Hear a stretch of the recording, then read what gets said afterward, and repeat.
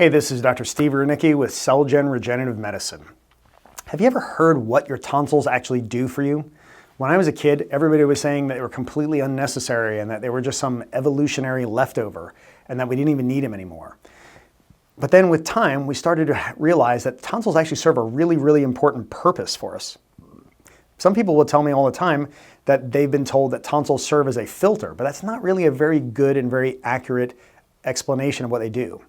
So the job of tonsils actually is to be a major part of your immune system. Rather than trying to catch particles and trying to catch germs, their goal is to lure the germs to them and then to go on the attack. So what a tonsil is really is just a little patch of tissue in the back of your throat over on one side or the other that has a lot more blood vessels than the surrounding tissues. It's what we call highly vascularized. So all of these extra blood vessels carry a lot of extra blood flow, and all that extra blood flow makes that area very warm and very moist. And germs love warm and moist. They're drawn very strongly.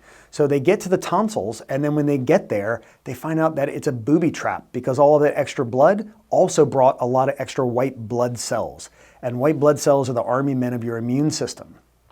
But it gets even better because once the germs get there, you've got nerve endings that will sense that and send a signal to your brain, and then your brain will send a signal back to the blood vessels of the tonsils telling them to dilate. And when they dilate, more blood flow can rush to the tonsils, which now engorges the tonsils. They swell up and they get big, and that makes the area even more warm and even more moist, and germs are drawn even stronger from even further away to the tonsils, and then when they get there, there are even more white blood cells ready for the attack.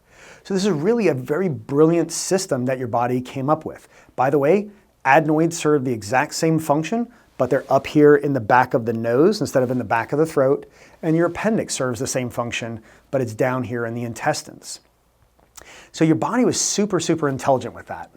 And that's why we feel that working with the body's own natural healing mechanisms makes so much more sense than trying to tell the body to shut up and be quiet. We don't want you to have that symptom. Here's something that'll make you not able to do that and not experience and express that particular symptom where you were trying to warn us and let us know or fix something.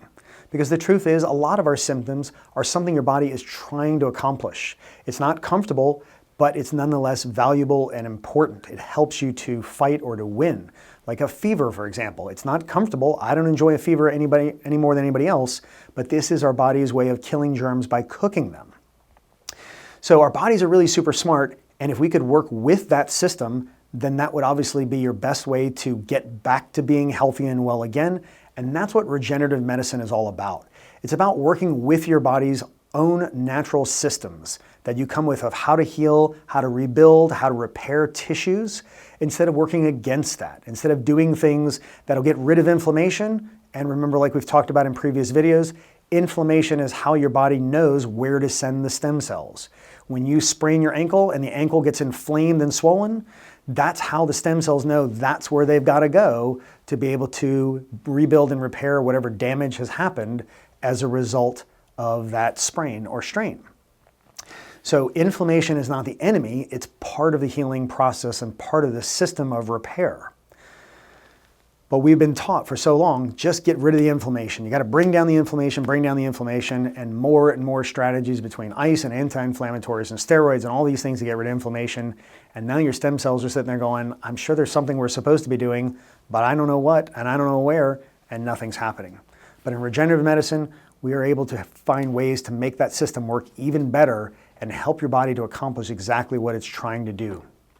So if you've got a health problem that you think regenerative medicine may be the solution for, we encourage you to come into the office and find out, is your problem one that will respond well to regenerative medicine or not? We'd love to see if we could be of service to you. So please give the office a call. We'll be happy to set up a time to meet with you and talk about the options that might be available for your particular issues or problems. But I thank you very much for your time and attention. Please feel free to comment or post below, and I look forward to seeing you soon. Thank you for your attention again. Dr. Rudnicki with CellGen Regenerative Medicine.